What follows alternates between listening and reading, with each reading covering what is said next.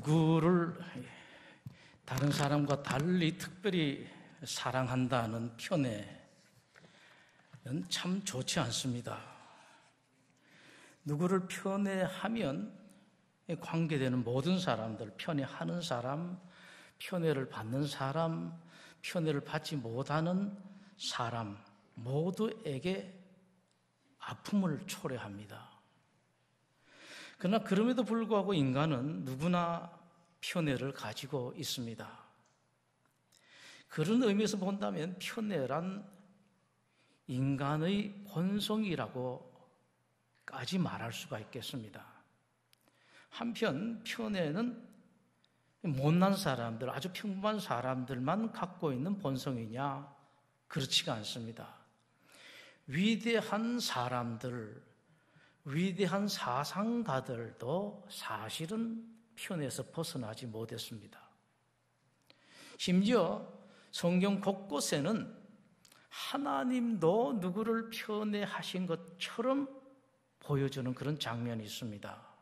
예를 든다면 다윗입니다.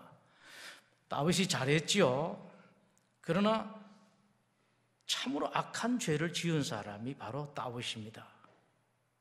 남의 아내를 불법으로 취하는 것도 큰 잘못입니다만은 그것보다도 더 큰 잘못, 더 악한 죄는 그 죄를 감추기 위해서 악랄한 방법으로 그 남편을 죽게 만들어버린 것입니다.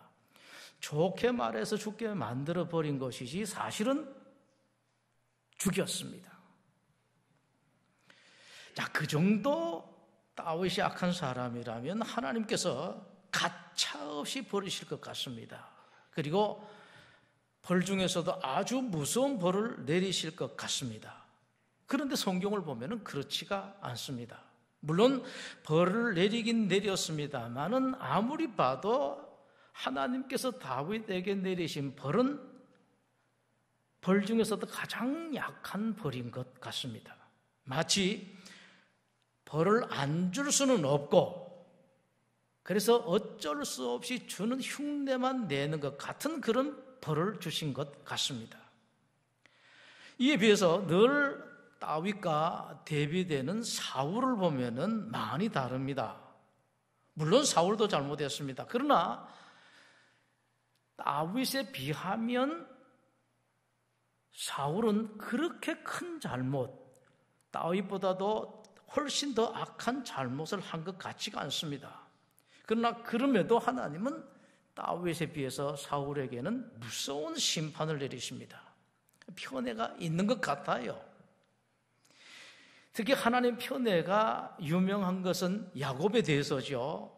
로마서 9장은 이렇게 말씀을 하십니다. 리브가가 임신하였는데 그 자식들이 아직 나지도 아니하고 무슨 선이나 악을 행하지 아니한 때에 리브가에게 이르시되, 하나님께서 말씀을 하십니다. 아직 아이들이 태어나지 않았습니다. 어머니 뱃속에 있습니다. 이렇게 말씀을 하세요. 큰 자가 어린 자를 섬길 것이다. 형 에서가 동생 야곱을 섬길 것이다 라고 말씀을 하십니다. 그러면서 이것까지 말씀하세요. 내가 야곱은 사랑하고 에서는 미워하였다. 아니, 세상에 하나님께서 방금 만들어서 뱃속에 있는 두 아이를 놓고 어떻게 이렇게 말씀하시는가? 누가 잘못하고 더 잘한 것도 없는데 하나님께서 어떻게 말씀하시는가? 그 말씀에 대해서 하나님께서는 말라기 1장에서 이렇게 또 말씀을 하십니다. 에돔은 말하기를, 형 에서의 집안입니다. 우리가 무너뜨림을 당하였으나 황폐된 곳을 다시 쌓으리라 하거니와 나 만군의 여호와는 이르노라. 그들은 쌓을지라도 나는 헐 것이다 라고 말씀을 하십니다. 여러분 이해가 되세요? 아무 까닭 없이 이렇게까지 에서를 미워하시는가? 그러나 야곱에 대해서는 완전히 정반대입니다. 야곱이 여러분 얼마나 못되게 많이 했습니까? 잘못한 것이 참 많습니다. 그럼에도 불구하고 하나님께서는 이렇게 말씀을 하십니다. 여러 가지 많은 편애를 말씀하시는 것 가운데 이사야 43장이 가장 편애를 크게 드러내는 말씀입니다. 함께 보시겠습니다. 구약 1019면입니다.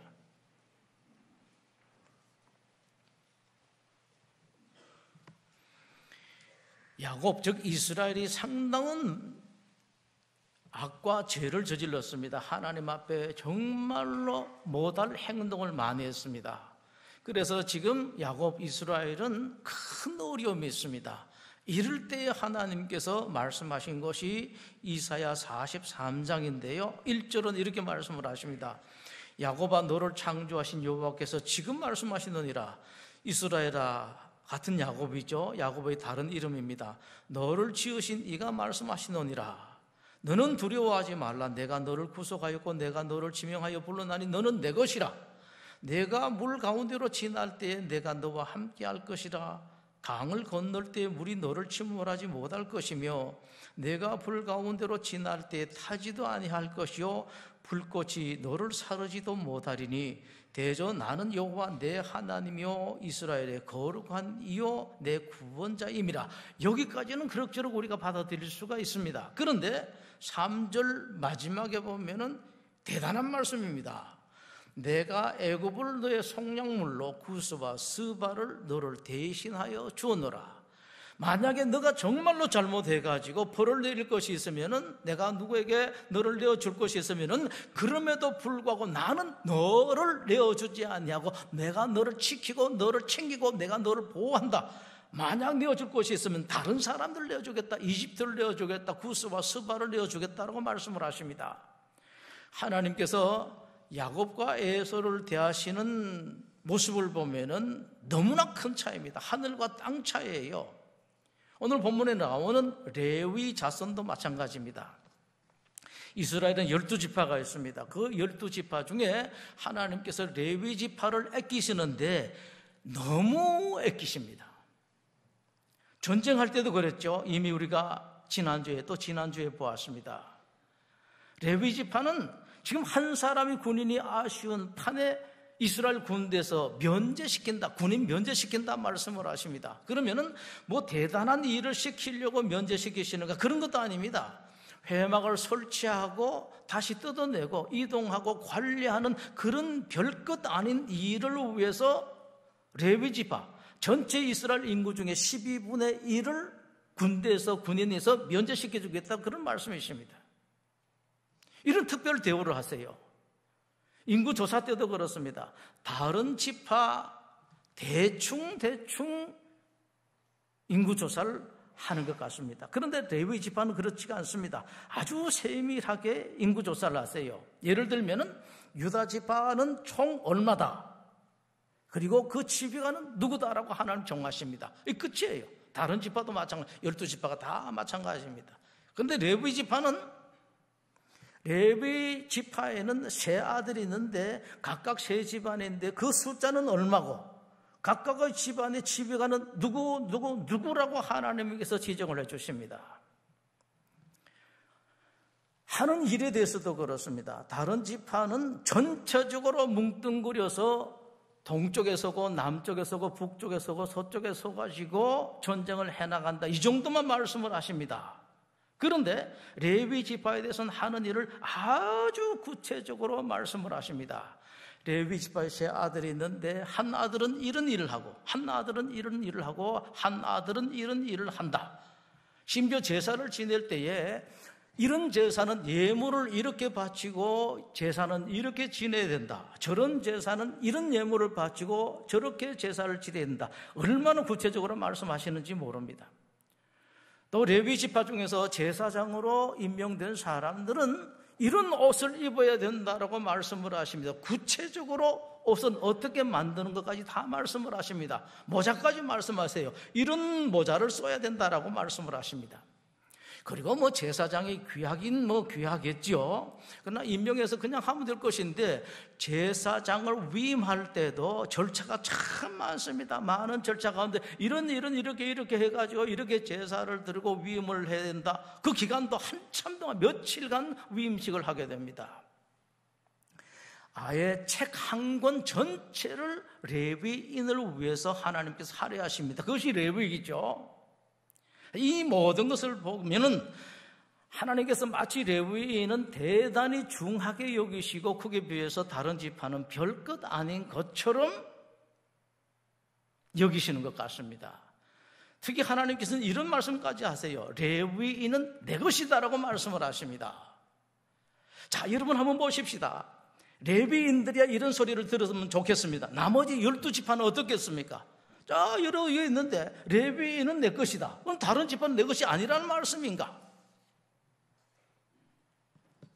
여기서 이제 여러분들이 생각하실 것이 있습니다. 우리 하나님 절대로 그런 하나님이 아니시다라는 겁니다. 항상 여러분 이것부터 먼저 생각하십시오. 이런 일이 있을 때 당장 여러분들이 생각하실 것은 절대 그러실 리가 없는 우리 하나님이 그렇게 하실 때는 반드시 특별한 일이 있다. 이것부터 여러분들은 생각하셔야 됩니다. 여러분 주변에 여러분 보시기에 내가 보기에 저 사람은 이런 복을 받을 만한 사람이 되지를 못한다, 저렇게 귀한 사람이 되지를 못한다라고 생각될 때 그럼에도 불구하고 그 사람이 귀하게 되고 그 사람이 아주 대단한 사람이 된 것은 뭔가 하나님의 특별한 뜻이 계시기 때문에 그렇게 했다라는 것을 얼른 여러분들이 볼 줄 알아야 돼요. 다윗도 그렇습니다.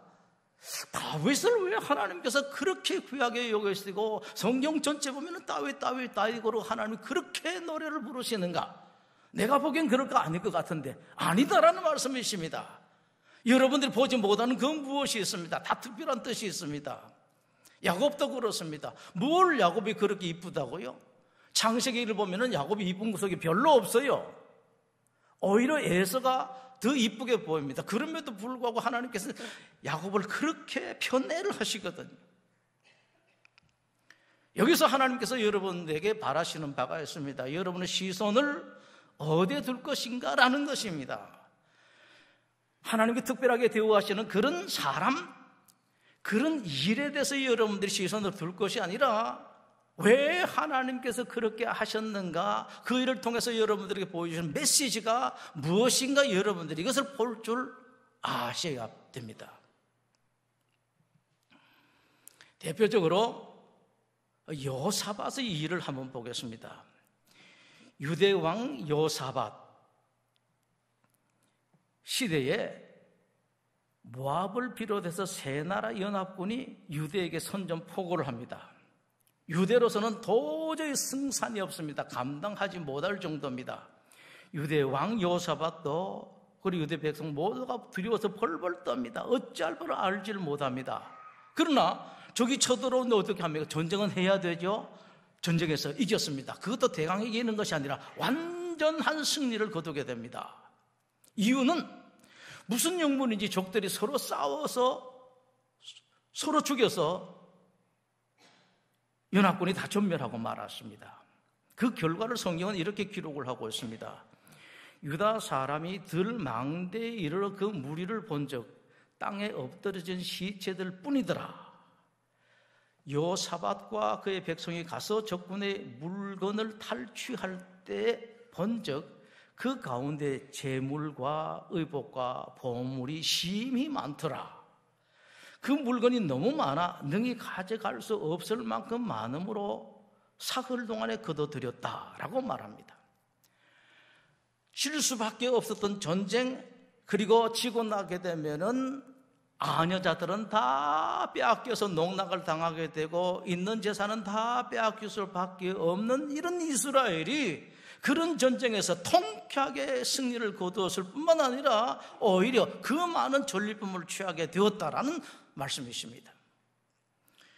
그 기적의 원인에 대해서 성경은 이렇게 말씀을 합니다.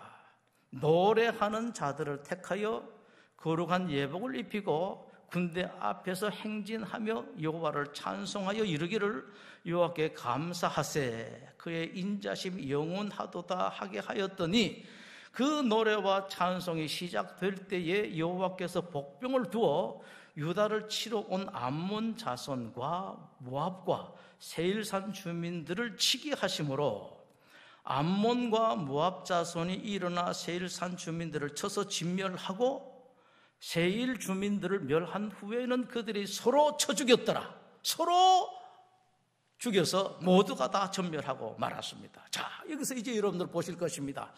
유다가 어떻게 승리를 했는가? 왜 승리를 했는가? 무엇을 가지고 승리를 했는가? 얼핏 보면은 유대에 일어난 그 놀라운 기적은 유대가 전쟁에 임할 때에 찬양대를 만들어서 찬양한 것 때문인 것처럼 보입니다. 그러나 여러분 잘 아십시오. 성경이 말씀하시는 것은 그거 아닙니다. 그런 위기 가운데서도 어떻게 찬양대를 만들어서, 그럼 우리도 앞으로 어떤 일이 있을 때마다 찬양대를 만들어서 찬양대를 앞세워서 나가야 되겠다, 이거 아니에요, 여러분. 그런 위기 가운데서도 우리는 이제 다 죽었다, 천멸할 수밖에 없다, 그러는 가운데서도 그러나 우리에게는 하나님이 있다라는 믿음을 가지고 있었다. 그 믿음을 가지고 전쟁에서 그 무엇보다도 우리는 하나님을 신뢰하기 때문에 이렇게 찬양을 한다고 찬양을 했는 그 믿음이 이 기적을 이루어내었다라는 말씀이십니다. 시선을 잘 두셔야 됩니다, 여러분. 겉만 봐서는 안 됩니다. 이것을 역대하 20장에서 이렇게 말씀을 하십니다. 너희는 이 큰 무리로 말미암아 두려워하거나 놀라지 말라. 이 전쟁은 너희에게 속한 것이 아니요 하나님께 속한 것이니라. 이스라엘이 이걸 알았습니다. 우리가 전쟁 나고 우리는 숫자는 적고 우리는 요약하고 질 수밖에 없지만 우리에게는 하나님이 있다라는 것을 유다가 알았다라는 말씀이십니다.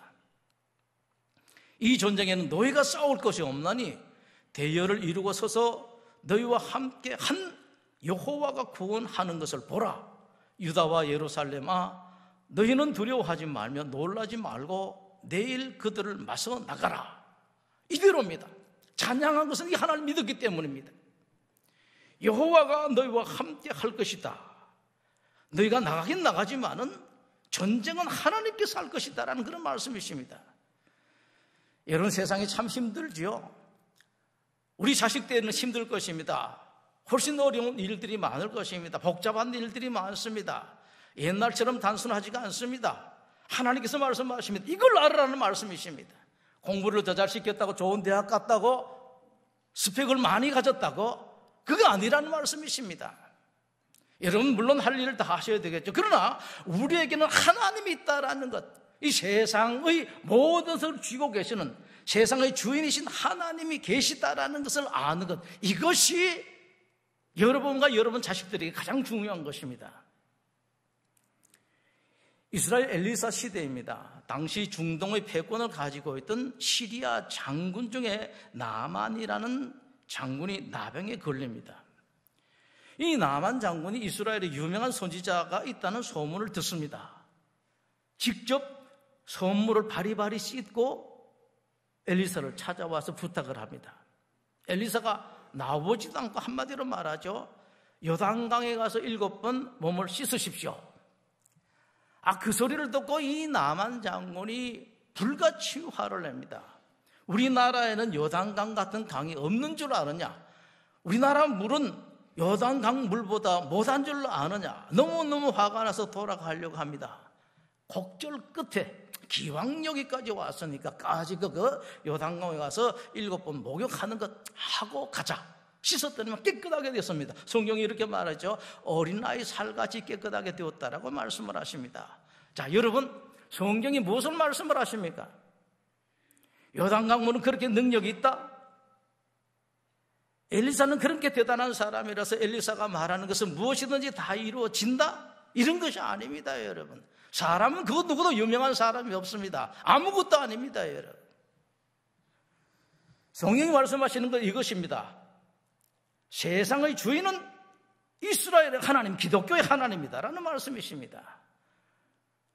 이스라엘의 하나님에게는, 기독교의 하나님에게는 이 세상의 모든 문제를 해결할 능력이 있다. 기독교 하나님 바로 그런 하나님이다라는 것을 말씀을 하고 있습니다. 엘리사가 참 대단했습니다. 그것뿐만 아니라 아주 여러 가지 위대한 일들을 많이 했습니다.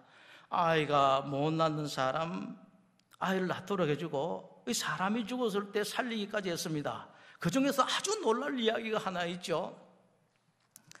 엘리사도 이제 나이가 들어서 죽었습니다. 장사를 했습니다. 세월이 한참 지나서 이제 엘리사의 시신은 살이 다 없어지고 뼈만 남아있을 그런 무렵입니다. 그런 무렵에 이스라엘은 나라가 약해서 외적의 침입을 많이 받습니다. 심지어는 외국의 도적떼들이 들어와서 이스라엘을 약탈을 해도 정부는 이것을 막아줄 힘이 없었습니다.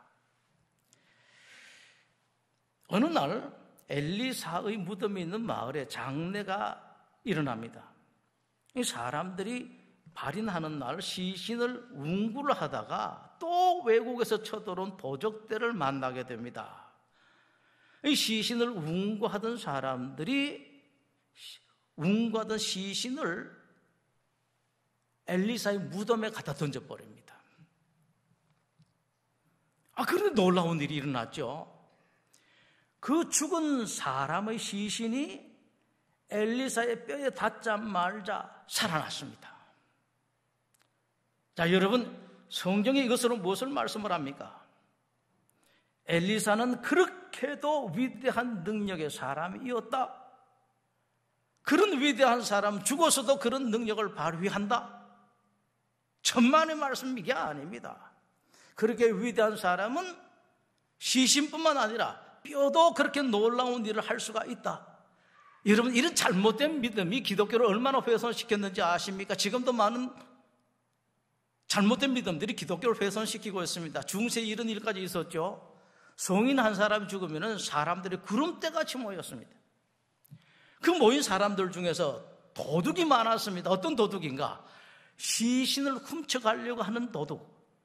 물론 시신을 한꺼번에 다 훔쳐가지를 못합니다. 시신 곁에 다가와서 시신의 머리카락이라도 하나 가지고 가려고 하는 사람들, 시신의 옷, 수의 한 조각이라도 가지고 가려고 하는 사람들, 시신을 모신 관 부셔가지고 관 한 조각이라도 가지고 가려고 하는 사람들이 많았습니다. 왜 그러는가? 그것만 있으면 낫겠다라는 믿음입니다. 그런 성인들에게는 그런 능력이 있다고 생각했었습니다. 이런 것이 여러분 기독교를 얼마나 훼손시켰는지 아십니까? 지금도 그런 일들이 있죠. 어떤 하나님의 종들은 위대한 능력을 가지고 권세를 있는 하나님의 종이기 때문에 그에 가면 다 해결할 길이 있다. 천만의 말씀입니다, 여러분. 사람은 지나내나 다 똑같습니다. 여러분하고 똑같습니다, 여러분. 하나님에게만 능력이 있습니다. 그것을 말씀하시는 것은 이것입니다. 이스라엘에는 하나님이 있다. 여러분들은 큰 소리 치십시오. 나에게는 하나님이 있다. 나에게는 예수님이 있다. 세상의 주인이신 예수님이 나에게는 있다라는 것입니다. 그 하나님은 아무것도 아닌 사람을 통해서도 얼마든지 위대한 일을 하실 수가 있는 하나님이시다. 죽은 사람도 살릴 수가 있고 심지어는 죽은 사람의 시체를 가지고도 뼈만 가지고도 놀라운 일을 할 수 있는 하나님이 있다.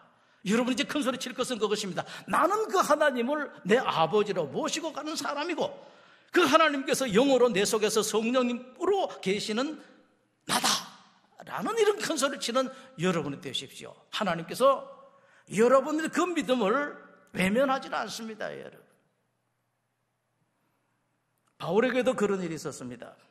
바울이 참 재미있는 것은 병이 많았습니다. 그런데 자기 병은 낫지를 못해, 치료하지를 못합니다. 온갖 병이 다 있었습니다. 그럼에도 불구하고 바울이요, 다른 사람 병은 치료를 참 잘했습니다. 심지어는 바울의 손수건이나 앞치마를 가져다가 병든 사람 위에 얹기만 하면 그 사람이 나을 정도까지 되었었습니다. 이것을 가지고 하나님께서 무엇을 말씀을 하십니까? 바울은 위대한 하나님의 사람이다. 세상의 모든 것을 포기하고 재산도 포기하고 명예도 포기하고 학력도 포기하고 행복한 인생도 포기하고 하나님께 헌신을 했더니만 하나님께서 이런 능력을 주셨다고요? 천만의 말씀입니다. 성경은 어느 곳에도 그렇게 가르치는 바가 없습니다.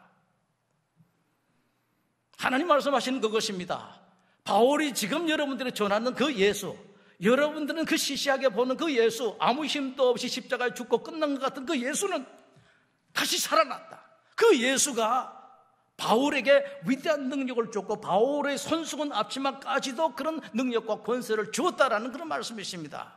여러분들 십자가에 매달아 죽인 그 예수는 바로 하나님이시고 세상의 주인이시다 라는 말씀을 하시는 것입니다.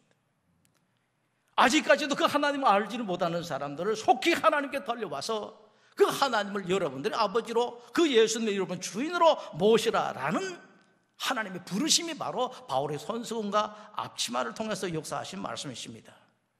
오늘 본문도 가르치는 것이 이것입니다. 하나님께서는 레위 지파를 특별 대우하시는 것 같습니다. 레위 사람들을 아주 중요한 사람으로 취급하시는 것 같습니다.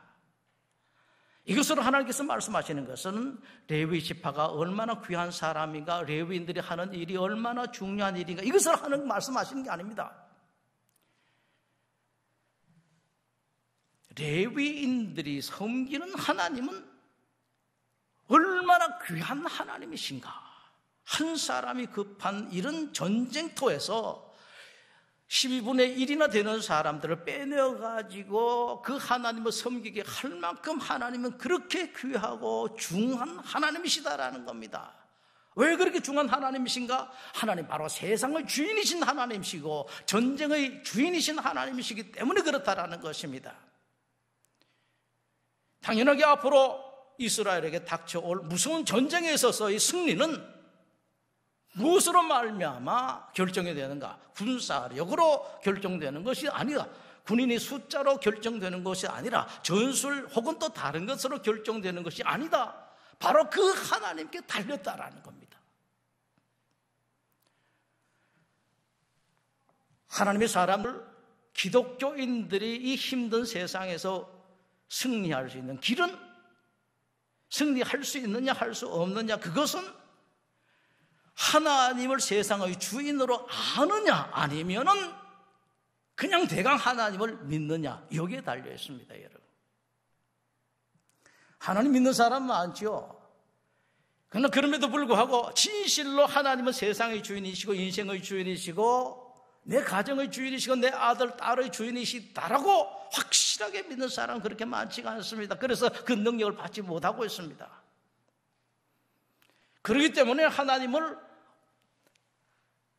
나는 참으로 중하게 여기고 귀하게 여기고, 조금 전에 우리가 노래 부른 것처럼 이 세상의 그 무엇과도 내 행복과도 바꿀 수 없는 하나님이시다라는 것을 고백하고 고백하는 삶을 사느냐 안 사느냐, 여기에 여러분들이 승리하느냐 패배하느냐가 달려있다, 이 말씀이십니다. 여러분, 레위인은 내 것이다 라는 하나님의 이 편애적인 말씀도 같은 맥락에서 이해해야 됩니다. 이 논리나 근거는 아주 단순합니다. 여러분 잘 아시는 것처럼 이스라엘이 출애굽할 때에 이집트 아들들은 다 죽었습니다. 그러나 하나님께서 이스라엘의 아들은 다 살려두었습니다. 그러면서 말씀하시는 것입니다. 죽을 이스라엘의 아들들을 내가 살려주었기 때문에 이스라엘의 첫 아들들은 다 내 것이다. 이 이스라엘의 첫 아들의 숫자만큼 레위인으로 내가 가지겠다라는 말씀이십니다. 13절을 보시죠.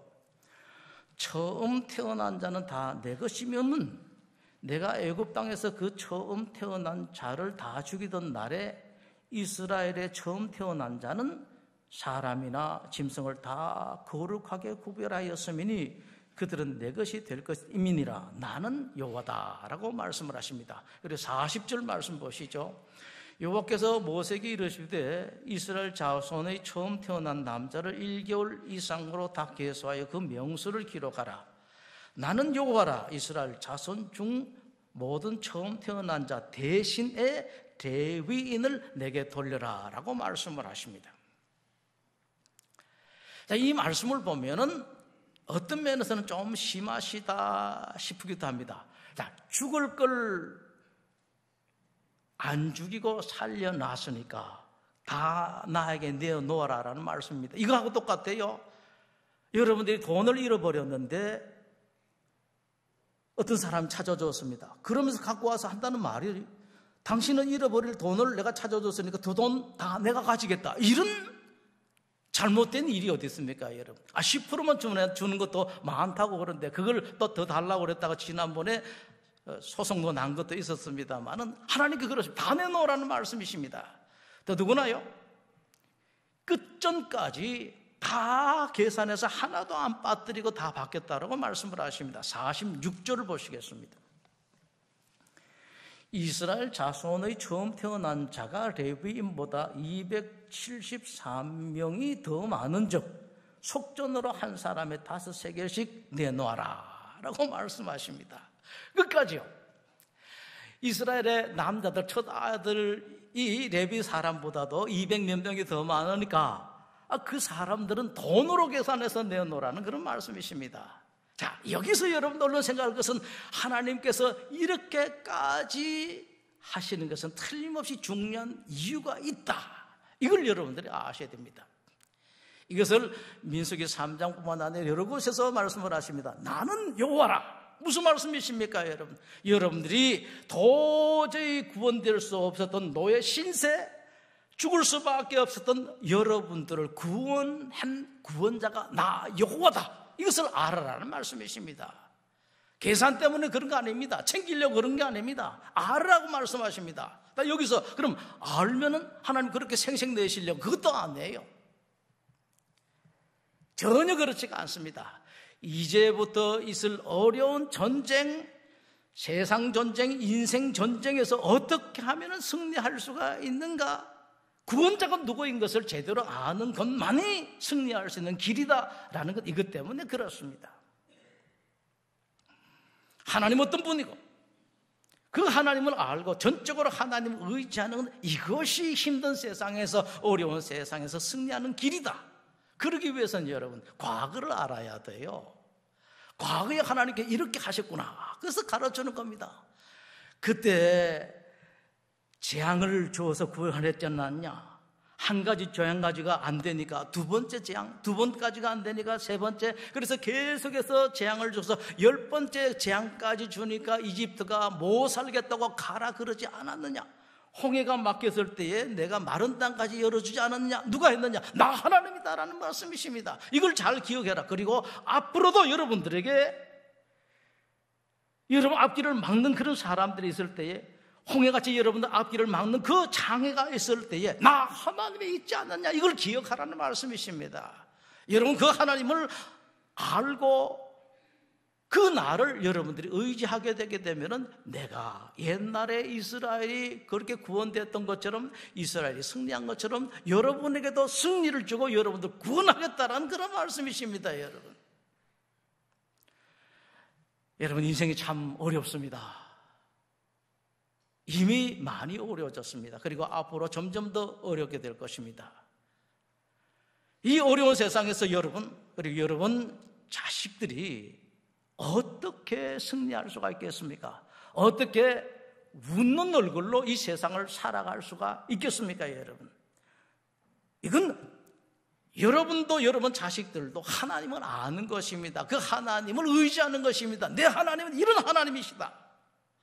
이스라엘이 여기에 실패했기 때문에 그 수많은 세월, 그 큰 고통을 당했습니다. 계속적으로 외적의 침입을 당했고요, 숙탁을 당했습니다. 포로로 끌려갔습니다. 3,000년 가까이 나라를 잃어버리고 말았습니다.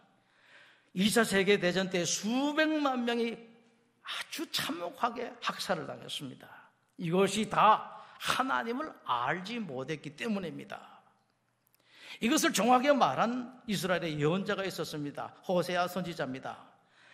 이스라엘이 망하기 전에 찢어지는 가슴을 안고 이스라엘을 향하여 안타깝게 부르짖었습니다. 오라, 우리가 여호와께 돌아가자.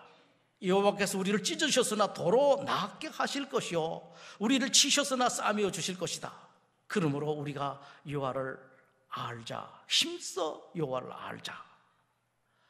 그에 나타나시면 새벽 빛같이 어김없나니 비와 같이 땅을 적시는 늦은 비와 같이 우리에게 임하실 것이다. 아주 정확하게 말씀을 하셨습니다. 여러분 하나님께 돌아가십시오. 그리고 더 가까이 하나님께 가십시오. 그러하면 하나님께서 나게 하실 것입니다. 일어서게 하실 것입니다. 지지 않게 하실 것입니다. 승리하게 하실 것입니다. 하나님을 아십시오. 더 깊이 아십시오. 더 많이 아십시오.